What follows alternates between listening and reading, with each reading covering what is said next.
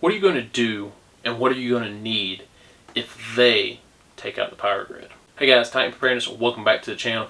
Today's video, we are getting a little bit fear porny. We are getting a little bit on the deep edge, right? We are talking about a massive power grid failure. Now, this is something that we don't talk about a lot on this channel. We talk common sense preparedness. So we're going off a little bit in the deep end today. We're talking about what if they take out the power grid. Now, the first question that I'm going to get asked is, who is they? The they doesn't matter nearly as much as the what. The they can be whoever the bad guy you think it is. It can be the Russians, because they have hit critical infrastructures on the U.S. in the last few years. It can be the Chinese, because they've done the same thing. It could be the leftist. Greenpeace is always hitting something. It could be the rightist. It doesn't matter who they is. It really doesn't. What matters is the what. What if they take out the power grid? What if they make America go dark?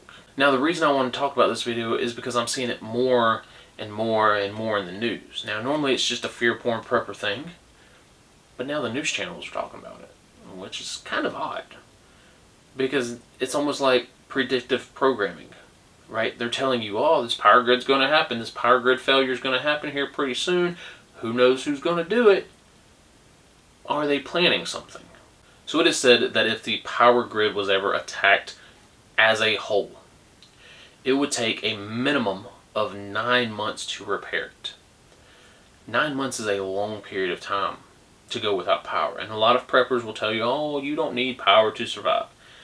I'm here to say you might not need it, but it sure is beneficial. I do like having lights. I do like having a freezer that I can freeze my food. I do like having TV that I can entertain myself. I do like having knowledge on my phone and on other apps and my computer. They also said that 300 million people would perish. Last time I looked, there's only 331 million people in America. At least that we counted. So you're talking about 90, 92, 93% of our population would perish. That's a lot of people. It is said that it is only 9 substations, critical substations, that separate us from this grid down scenario. Now, I remember a couple years back, a couple rednecks attacked a substation up in North Carolina. Millions of people lost power on the coldest day of the year. What if they took out all 9 of them, right? Sure, it had to be a planned attack, and you would have different people in different states. But if a couple rednecks can do it, I'm pretty sure a couple well-organized individuals can do it as well. So today's video, we're going to be discussing the 5 things I think you need in case the power grid goes down. Number 1, food and water. Growing your own food, having your own food stockpiled, whether it be MREs, Mountain House Meals, your own canned meat, your own canned vegetables, it doesn't matter, having food on the shelves. Food and water are critical to your life, critical to your health. You have to have food and water. A lot of other things you don't have to have, but you have to have food and water. Having food on your table to feed yourself, to feed your family, is critically important. Having water, not just having a little bit of water, but having a main water source, having a way to contain that water source and then save it up, right? Bottles and gallon jugs and whatever you can find around your house that will hold any water, that's water, more water for you to drink tomorrow. Being able to decontaminate it, filtration, purification, some sort of osmosis system, some sort of desalination systems. Have a way to make that water clean. Clean enough that way it's not going to kill you. The second thing that you need for a nationwide power outage blackout is long-term food preservation methods. It's great if you can find your own food. It's great if you can raise and store and stock and have your own food. But if you can't store it for long-term periods of time, then you will go through ebbs and flows of starving and being full. You can grow a massive garden, enough to feed your entire family, and you have to eat it within a week, maybe 2 weeks, or it all goes bad. That's not good. That's basically like not having that garden at all. So you have to find a way to preserve it. Whether that's smoking if you have meat, whether that's freeze drying if you have some sort of backup power system, whether that's dehydrating, whether it be power or solar dehydrating, whether that's be thrown in salt and making it preserved that way, like salt pork or salt ham, whether it's burying it underground in a root cellar. There's a million different ways to preserve food. Figure something out that works in your area and works for you. Have it. Have long-term food preservation methods, because if this is a 9-month ordeal or then some, that's a long time to go with just eating off your garden. That is a long time to go with just eating here and there because you don't have a way to preserve it. Find some way to preserve the food. The third thing you're going to need during this situation is people. All hands on deck, right? Maybe you have a homestead, maybe you have some off-grid bug out location, maybe you have something away from a city, away from a town. You need people. A lot of preppers like this whole lone wolf idea, like this whole me, myself, and I. It's not going to work in this, because people are going to find you. They're going to realize, hey, he dipped off to the woods. Let's go figure out what he has. And if it's just you and your wife and your kids trying to protect a bug out location, good luck. Because now you're also trying to grow food there, and your eyes are over here when people are sneaking in the back door stealing everything you have.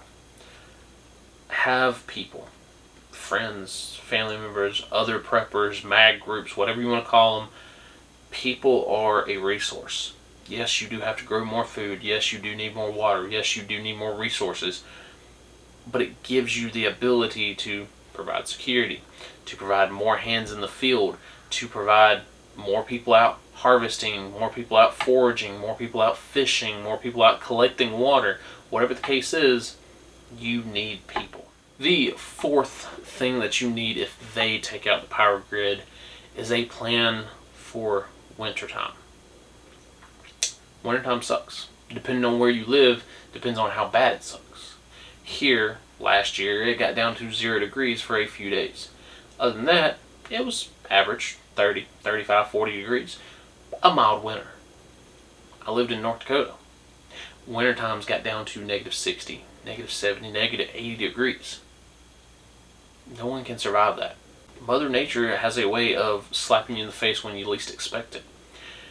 If you don't have a plan for winter, if you're not already cutting up firewood, if you don't already have a warm place to go, if you don't have gas set back for that winter time when they do shut off the power grid, you're going to die. You might do great for the next 6 months, and then when old man winter hits, you're done.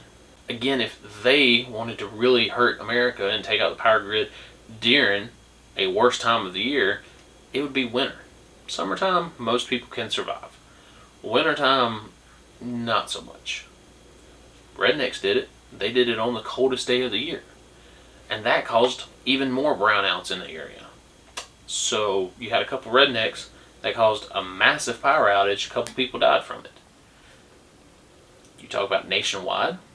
You talk about where it's negative 50 degrees up in New York and North Dakota and Chicago and Cincinnati. Okay, how long are you going to sit there until you realize, oh shit, power ain't coming back on? It's done for. Where are you going to go? Like, if you live up that way and wintertime hits, if you're not down south where it's warmer, you're going to freeze to death. And the fifth thing that you need if they take out the power grid, security. We see this all the time with natural disasters, hurricanes, tornadoes. The community comes together for a little bit, and then they realize that help's not coming, and then it slowly just breaks apart. We saw this with Hurricane Katrina. We saw it with Hurricane Michael. We see it in other developing nations as well. Everyone tries to help out those first couple of days, and then when the relief doesn't come, when the people run out of food, when they run out of water, they run out of the willingness to help. And now it's me against you. And they slowly start breaking apart. It's no longer community. It's no longer taking care of one another. It's fend for yourself. You need security. Whether that's homestead security, whether that's home defense security, whether that's your bug out location mag group security. You need security and a security plan in place. And a response strategy. Because if you have this awesome homesteading bug out location 10 miles from town, somebody's going to find it. And it might be one person, it might be 10 people. They might run back to town and tell 25 people. Everyone always talks about these big mobs coming and attacking your bug out location. I think it's stupid.